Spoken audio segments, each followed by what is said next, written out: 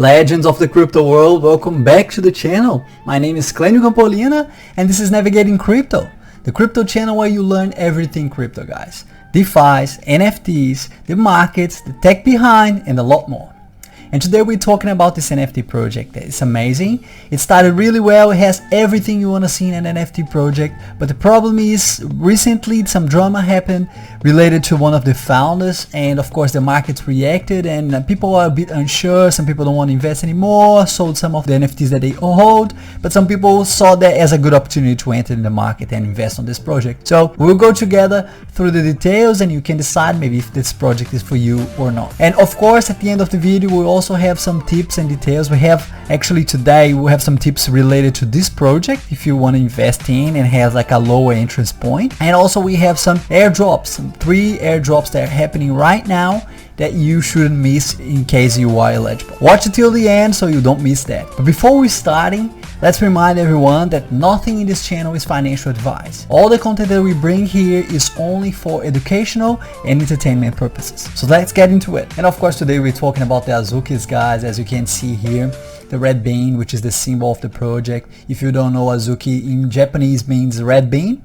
So that's why in the brand you see all these beans, and in the side collection of this project is also the beans, and we'll see that in detail. But the idea here is a play with the Matrix movie, the red pill. So here's the red bean, and it's just an invite for you to join them on this Web3 revolution and explore this new world. The idea of the project, the main idea is to build this brand, this lasting brand, okay, with the community. They explore a lot of the Japanese culture and they want to build like brands like we have Pokemon today that lasts decades now. That's the idea, creating a brand like that but for the Web3 and exploring all the opportunities that brings. In terms of the community, you will see the community is the main and the first point that comes to related to this project, and they selected really well the whitelist. Instead of just asking people to retweet or like any of those tweets that they had at the time, they were selecting people and inviting them if they had an alignment with the project and everything. And in our journey today, we will start first with the website and the art. Then we move to the team behind Azukis and we see what's in the roadmap, what they explore, what they're planning for the future.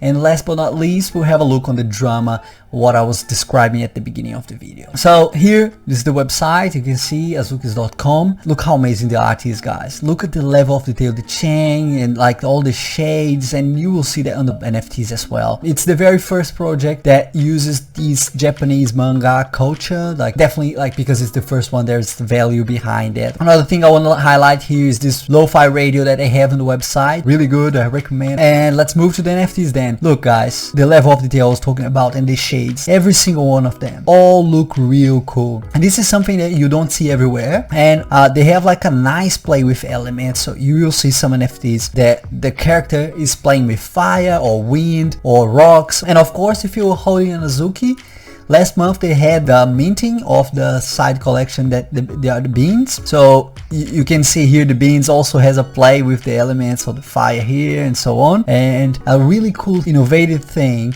is first you can combine both of them. You can have your Azuki here and you can put your beans on your shoulder. And also the beans also has this selfie mode here where you can use the selfie of your bean to be the profile picture if you prefer, instead of using the bean as well. And continue here, guys. Let's have a look on the team behind the project. So these 8 people are the ones responsible for the project, and as we were just talking about the art, let's start from there. So Hoshiboy, he is the one responsible for the design, and we have Steamboy and Enjo are the artists, and both of them like really well skilled, as you can see the drawings, and you will see why that they have some good experience from previous roles. Zagabond, 2PM Flow, and Location TBA are the engineers, okay, on the project. Daf here is the community manager, and we have them now, which is the product manager. And let's talk about the previous roles then on those artists. So here, Steamboy, he used to be the character art director of Overwatch.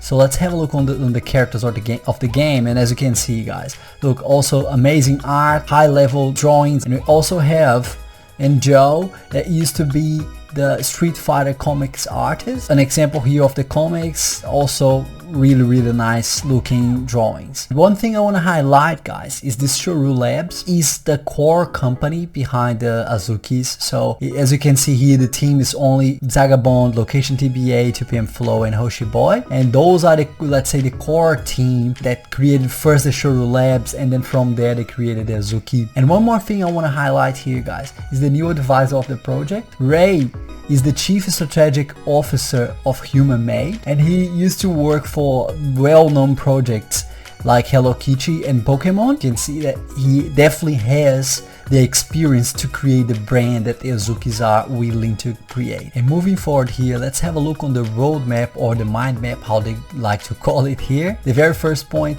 is the vision and the values of the team. So community first, of course. They really want to hear the community. They want to hear suggestions of the community as they build the brand, and the community will share ownership of this brand as it builds. So if you come here and see this connect your mind, that's where you can send suggestions for the team, any good ideas that you have or anything like that. Another thing is dope shit only. So they really want to keep the high level of everything. Doesn't matter what they're building, they really want to keep the high level. And because of that, they have also the third point, which is the trust the process. Because they want to keep this level of quality, it takes time to build things. Hang on, very fast. We're building something amazing, but it might take some time. Another point is the community. You can see that they already have a full-time moderation team on the Discord channel. They have the Azuki grants in progress, which is something that got my eye here. So if you are a builder, an artist, or some creative people, you will have a chance to create additive things on the community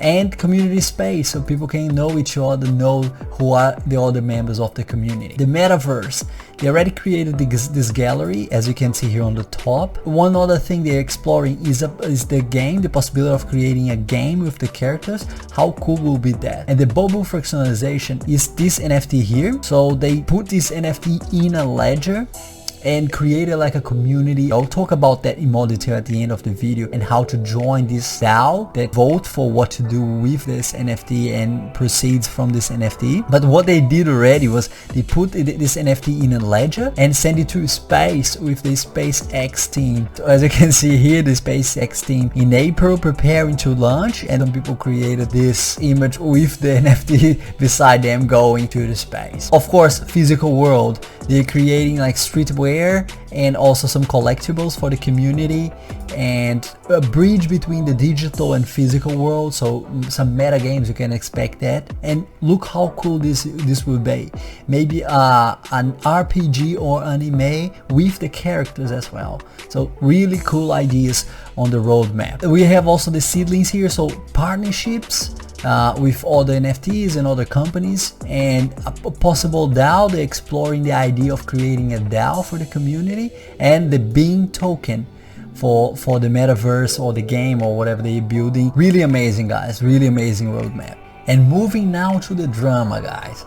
So Zagabond, a few days ago, he released this article here where he was describing the journey so far, his journey on the Web3 and projects that he worked on and everything, and how he develops his skills. So he mentioned that before working on Azukis, he actually created the Punks, which is just a copy of the CryptoPunks but with the image flipped, and also the Tendies and the Zunks. He was explaining on the article what he learned from each project, how he develops his skills on each of those projects. But the problem was that he created this project and moved to the next one and moved to the next one, and people were calling him a rug pull. So he would just get the money from the first one and move forward and develop all his skills, and then created Azuki and profit from all those communities and literally just left them there. Of course, the Azuki community was unsure, like what would hold him from doing the same thing with the Azukis and moving just to the next big thing. Of course, the size of the Azukis and what Azukis developed so far is nothing compared to what those projects achieved before. But because nobody knows his real identity and everything, nobody has any guarantees. And of course, the markets reacted to the news. So the crypto markets and the NFT markets were already suffering a big correction at the time when the article came out, and the FUD and uncertainty from the article definitely helped to push the prices even further down. And as you can see, the price before the correction was 30 ETH, the floor price, and it went as down as 7 ETH. Really big drop there in the prices. At the moment of recording now, the prices are hanging around 13 ETH, so still a big discount compared to it was before, but a lot of people were buying the dip here. They saw a good entry point there, considering of course that now there's the uncertainty and a lot of FUD. So as we just saw, the project has like a really great roadmap, the art is amazing, the community is coming around, it's definitely a blue chip project. Maybe this could be the opportunity you're waiting for to join the project if you didn't have 30 ETH, but now you're willing to spend 13 ETH there. And if you're not, they just released as well the Beanz. The prices now are hanging around 2 ETH, so it's a lower barrier entry there. And if you don't have 2 ETH to buy one of those Beanz by the floor there, don't worry. As promised at the beginning of the video, there is another low point of entry on this project. Remember when we were talking about the fractionalized Bobu? This is an experiment that the community is doing, the project is doing, for creating the Azuki's DAO itself. And it's this DAO for this Bobu, this NFT character here, the one that they sent to space. So they created this governance system on this website, and to vote there you have to own one of these NFTs, the Bobu Beam Farmer, and the price on that one is as low as 0.08 ETH, so much cheaper compared to the Beanz or any of the Azukis. And as you can see here, they are developing a lot of things, creating a lot of proposals for that, so definitely have a look if you are interested on that. And of course, let's talk about the airdrops as well, guys. I have 3 airdrops for you today, but before we're doing that, let's remind everyone, safety comes first. It's not worth risking everything you have in your wallet to interact with new apps, okay? So always use a different wallet, do your own research before doing anything. And the airdrops I want to talk about here is the BandDAO, which is a market where you can use NFTs as a collateral and borrow ETH against that. The way the airdrop is working here is if you traded NFTs in the past, you might be eligible for the airdrop. So definitely have a look and do your own research and have a look in this airdrop, see if you got any coins in there. Another one is the HOP protocol. The bridge from, I don't know if you guys use the bridge already to bridge between the layer 2s on Ethereum. I definitely did, and this airdrop here was launched a few days ago, so definitely have a look. I don't think the token is available yet, but you can see if your address was included in there. And the third and last one airdrop is the nested.fi. It is a DeFi project, and you can use the platform to create a portfolio there, manage it, and follow other trades. So if you have any known trader there, and you can explore the available traders there, the ones that created their profile there, you can follow their trades automatically. Definitely have a look. They doing a weekly airdrop here depending on how you're trading there, so definitely do your research, and if it interests you, check it out. And that's it, guys. I hope you guys enjoyed the video today, and if you're not subscribed to the channel yet, please consider subscribing. Leave a like if you like, leave comments and everything, suggestions for the next video, and I see you next time. Cheers.